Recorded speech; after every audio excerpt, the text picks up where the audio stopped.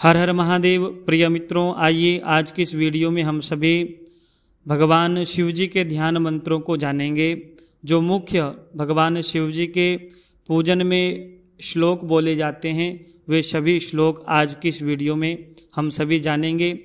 अगर आपने हमारी इस YouTube चैनल को सब्सक्राइब नहीं किया हो तो आप चैनल को सब्सक्राइब अवश्य कर लीजिए, ताकि आपको इसी प्रकार पूजा पाठ मंत्र स्तुति से संबंधित वीडियो प्राप्त होती रहे। वीडियो को लाइक अवश्य कर दें। आइए हम सभी जानते हैं महादेव जी के ध्यान मंत्र। पहला श्लोक इस प्रकार से है।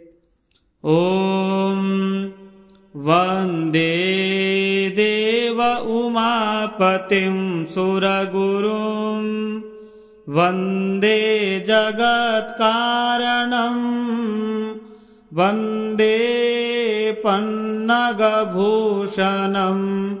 मृगधरं वंदे पशूनां पतिं वंदे सूर्यशशाङ्कवहनिनयनं वंदे मुकुन्दप्रियं वंदे भक्तजनाश्रयं च वरदं वंदे शिवं शंकरं। दूसरा श्लोक। कर्पूरगौरं करुणावतारं संसारसारं भुजगेन्द्रहारं सदा वसन्तं हृदयारविन्दे भवं भवानी सहितं नमामि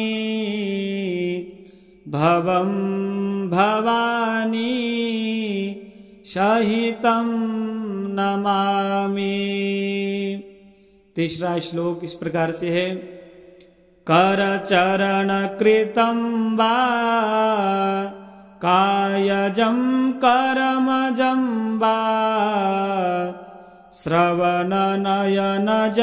वा मानसं वा पराधं विहितमविहितं वा सर्वमेतत्क्षमस्व। जय जय करुणाब्धे श्री महादेव शंभो। जय जय करुणाब्धे श्री महादेव शंभो। चौथा श्लोक। आत्मा त्वं गिरिजामतिः सहचरा प्राणः शरीरं गृहं पूजा ते विषयोपभोगरचना निद्रा समाधिस्थितिः संचारः पदयोः प्रदक्षिणविधिः स्तोत्राणि सर्वा गिरो यद्दत्कर्म करोमि तद्ददखिलं शंभो तवाराधनम्। पांचवा श्लोक। ध्याये नित्यं महेशं रजतगिरिनिभं चारुचन्द्रावतंसं रत्नाकल्पोज्ज्वलांगं परशुमृगवरा भीतिहस्तं प्रसन्नं पद्मासीनं समन्तात् स्तुतममरगणैर्व्याघ्रकृतिं वसानं विश्वाद्यं विश्ववन्द्यं निखिलभयहरं पंचवक्त्रं त्रिनेत्रम्। अगला श्लोक है अवंतिकायां विहितावतारम्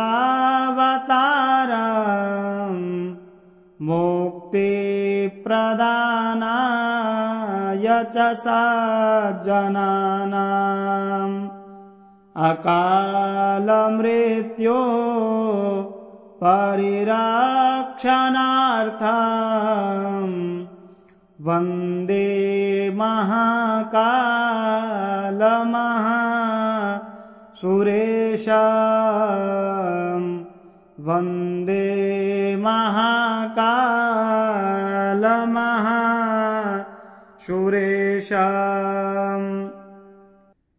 अगला श्लोक है सानन्दमानन्दवने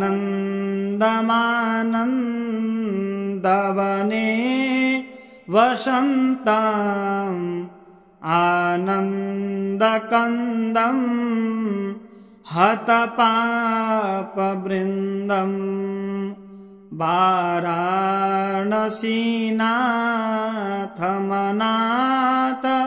नाथं श्रीविश्वनाथं शरणं प्रपद्ये श्रीविश्वनाथं शरणं प्रपद्ये। बोलिए शंकर भगवान की जय, काशी विश्वनाथ भगवान की जय।